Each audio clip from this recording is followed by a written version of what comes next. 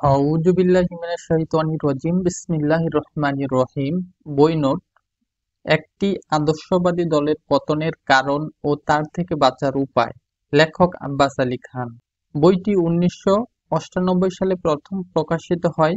ইসলামী সমাজ ব্যবস্থা প্রতিষ্ঠা করার জন্য দরকার একটি আদর্শবাদী মজবুত সংগঠন। বইটিতে 3টি অধ্যায় রয়েছে। ১. আদর্শবাদী দলের পরিচয় ও প্রয়োজনীয়তা। ২. আদর্শবাদী দলের পতনের কারণ ও প্রতিকার।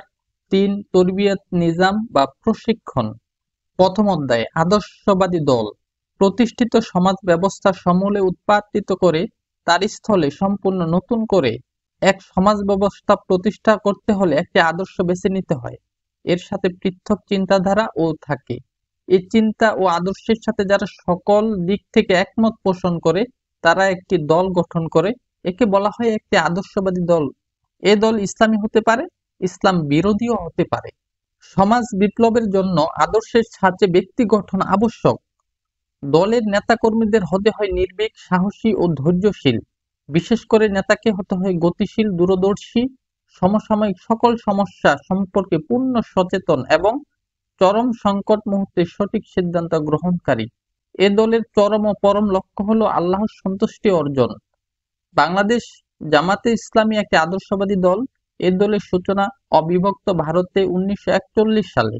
দারুল ইসলাম ট্রাস্ট গঠন ও ইসলামী আন্দোলনের লক্ষ্যে দল গঠনের পটভূমি রচনা। 1937 সালে আল্লামা ইকবাল হায়দ্রাবাদ থেকে পাঞ্জাবে হিজরত করার জন্য মাওলানা মওদুদীকে আহ্বান করেন। জনৈক অবসরপ্রাপ্ত এসডিও চৌধুরী নিয়াজ আলী তার 60-70 একর জমি ইসলামের খেদমতের জন্য ওয়াকফ করেছিলেন। এ ব্যাপারে তিনি আল্লামা ইকবালের পরামর্শ চাইলে তিনি একমাত্র মাওলানা মওদুদীকেই এ কাজের জন্য যথাযোগ্য ব্যক্তি বলে মনে করেন। মাওলানা মওদুদী ডাক্তার ইকবালের অনুরোধে তার সাথে বিস্তারিত আলোচনার পর এ কাজের দায়িত্ব গ্রহণ করতে রাজি হন এবং চিরদিনের জন্য হায়দ্রাবাদ পরিত্যাগ করে 1938 সালের 16 মার্চ পূর্ব পাঞ্জাবের পাঠানকোট নামক স্থানে হিজরত করেন। অতঃপর দারুল ইসলাম নামে একটা ট্রাস্ট গঠন করে তার মহান কাজের সূচনা করেন। কতিপয় উন্মাদের প্রয়োজন। দুর্দান্ত কুফরি শক্তির প্রভুত্ব কর্তৃত্ব দেখার পর যে ব্যক্তি দারুল ইসলাম কায়েমের জন্য ময়দানে নেমে পড়বে সে অবশ্যই দেওয়ানা, উন্মাদ এবং আগুন নিয়ে খেলতে চায়। এমন উন্মাদ যে জেনে বুঝে আগুনে ঝাঁপ দিতে প্রস্তুত। যাদের মধ্যে এ উন্মাদনা বিদ্যমান এবং যারা তাদের উদ্দেশ্য হাসিলের পথে ব্যর্থতা সহ মৃত্যুবরণ করাকে দুনিয়াবী সাফল্যের উপর অগ্রাধিকার দিতে প্রস্তুত, শুধু তারাই দারুল ইসলাম আন্দোলন পরিচালনা করতে সক্ষম। দারুল ইসলামী ট্রাস্ট এ লক্ষ্যে প্রতিষ্ঠিত এবং 1941 সালের আগস্ট মাসে মাওলানা কথিত 75 জন উন্মাদ নিয়ে জামাত ইসলামী প্রতিষ্ঠিত করেন। জামাতের কাজ কি? দুনিয়াতে জামাত ইসলামীর জন্য করার যে কাজ রয়েছে সে সম্পর্কে সীমিত কোনো ধারণা পোষণ করা যাবে না, বরং তার কাজের পরিধির মধ্যে রয়েছে পূর্ণ প্রসারতা সহ গোটা মানব জীবন। ইসলামী আন্দোলন এক সর্বব্যাপী আন্দোলনের নাম। জামাতে ইসলামীর সদস্যদের কোরআন, সিরাতুন নবী ও সিরাতে সাহাবার প্রতি অনুরাগ থাকা, আল্লাহর প্রতি তাওয়াক্কুল করা, চরিত্র ও আচার আচরণে মান সংরক্ষণ করা। দ্বিতীয় অধ্যায়: আদর্শবাদী দলের পতনের কারণ ও তার থেকে বাঁচার উপায়। বিকৃতি ও পতনের কারণগুলো নিম্নরূপ: ১. দলের লক্ষ্য উদ্দেশ্যকে জীবনের লক্ষ্য উদ্দেশ্য হিসেবে গ্রহণ না করা। ২. কোরআন হাদিস ও ইসলামী সাহিত্য অধ্যয়ন না করা। ৩. সময় ও আর্থিক কোরবানির প্রতি অবহেলা করা। দলীয় মূলনীতি মেনে না চলা। ৫. ইনসাফ প্রতিষ্ঠা না করা। ৬. ভ্রাতৃত্ববোধের অভাব। ৭. পারস্পরিক সম্পর্ক বিনষ্টকারী কাজের প্রচলন। ৮. ইসলামী দলের পরিচয় বিনষ্টকারী কাজের প্রচলন। ৯. জনশক্তির মধ্যে নৈরাশ্য ও হতাশা সৃষ্টি হওয়া। ১০. নেতৃত্বের অভিলাষ। ১১. অর্থ সম্পদের প্রতি লালসা। ১২. জীবনমান উন্নয়ন করার প্রবণতা। ১৩. সহজ সরল জীবনযাপন করা। নিম্নলিখিত কারণে পারস্পরিক সম্পর্ক বিনষ্ট হয়: ক. পারস্পরিক হিংসা বিদ্বেষ। খ. গীবত, পরনিন্দা, পরচর্চা। গ. পরস্ত্রীকাতরতা। ঘ. একে অপরের সন্দেহের চোখে দেখা। ও. কারো বিপদে আপদে তার খোঁজ খবর না নেয়া। চ. পরস্পর বৈশ্বিক স্বার্থে ঝগড়া বিবাদে লিপ্ত হওয়া। ছ. অযথা কারো প্রতি কুধারণা পোষণ করা। নিম্নলিখিত কারণে একটি ইসলামী দল তার প্রকৃত পরিচয় হারিয়ে ফেলে এবং নিষ্ক্রিয় ও প্রাণহীন হয়ে পড়ে: ক. কৃত শপথ পূরণ না করা।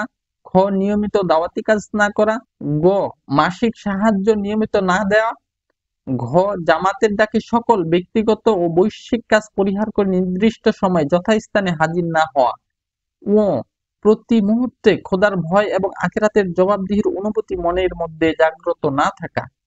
পতন থেকে বাঁচার উপায়: ১. নামাজের মাধ্যমে আল্লাহর সাথে গভীর সম্পর্ক স্থাপন, ২. অতিরিক্ত জিকির আজকার, ৩. আল্লাহর সন্তুষ্টি অর্জন, ৪. আত্মসমালোচনা, ৫. ক্রোধ দমন করা, ৬. মৌলিক বিষয়ে একমত পোষণ, ৭. বিরোধী পরিবেশ দ্বারা প্রভাবিত না হওয়া, ৮. নেতৃত্ব দুর্বলতা পরিহার, ৯. নেতৃত্বের প্রতি অনাস্থা আন্দোলনের পতন ডেকে আনে, ১০. সমস্যার তড়িৎ ও সঠিক সমাধান, ১১. ত্যাগ ও কুরবানি, ১২. বাইতুল মালে আমানতদারিতা ও সততা। অধ্যায় তৃতীয়, দাওয়াত, তবলিগ এবং তরবিয়তে নিজাম। দাওয়াত ও তবলিগ। একটি ইসলামী দলের সর্বপ্রথম কাজই হচ্ছে মানুষের সামনে ইসলামের দাওয়াত পরিবেশন করা। ২. দাওয়াত পেশ করতে হবে বুদ্ধিমত্তা সহ হৃদয়ে গ্রাহী ভাষায়। ৩. আল্লাহর সকল নবী এ কাজ আঞ্জাম দিয়েছেন। দাওয়াতি কাজের দুটি সুফল: ১. সঠিক দাওয়াত দানের মাধ্যমে যত বেশি লোককে আন্দোলনের সাথে সম্পৃক্ত করা যাবে তত বেশি ইসলামের সপক্ষে জনমত সৃষ্টি হবে। ২. যিনি দাওয়াত পেশ করবেন তাকে অবশ্যই ইসলামের মডেল হিসেবে নিজেকে উত্থাপন করতে হয়, ফলে তার পক্ষে ইসলামের অনুশাসন মেনে চলার প্রেরণা সৃষ্টি হয়। তরবিয়তে নিজাম বা প্রশিক্ষণ। দাওয়াত দাতার মধ্যে যেসব যোগ্যতা গুণাবলীর প্রয়োজন তা অর্জন করার জন্য তরবিয়তে নিজাম বা প্রশিক্ষণ ব্যবস্থা অবশ্যই থাকা দরকার। আদর্শবাদী দলের কর্মীদের গুণাবলী ৩ প্রকার: ১. ব্যক্তিগত গুণাবলী, ২. সামাজিক গুণাবলী, ৩. পূর্ণতা দানকারীর গুণাবলী। ব্যক্তিগত গুণাবলী ৪টি: ১.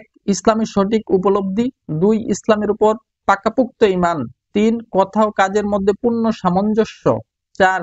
দিনকে জীবনের উদ্দেশ্য হিসেবে গ্রহণ। সামাজিক গুণাবলী ৪টি: ১. ভ্রাতৃত্ব ও ভালোবাসা, ২. পারস্পরিক পরামর্শের ভিত্তিতে কাজ করা, ৩. নিয়ম শৃঙ্খলা পুরোপুরি মেনে চলা, ৪. সংশোধনের নিয়তে সমালোচনা করা। পূর্ণতা দানকারীর গুণাবলী বা সাফল্যের চাবিকাঠি: ১. আল্লাহর সাথে গভীর সম্পর্ক ও তার সন্তুষ্টির জন্য কাজ করা, ২. আখিরাতের জবাবদিহিকে স্মরণ রাখা, ৩. চরিত্র মাধুর্য, ৪. ধৈর্য, ৫. প্রজ্ঞা। সম্মানিত দিনী ভাই ও বন্ধুগণ, এই হলো একটি আদর্শবাদী দলের পতনের কারণ ও তার থেকে বাঁচার উপায়। বইয়ের সংক্ষিপ্ত নোট। সম্মানিত ভাইরা, যারা আমার চ্যানেলে নতুন এসেছেন, সাবস্ক্রাইব করুন, লাইক, কমেন্ট, শেয়ার করে ছড়িয়ে দিন।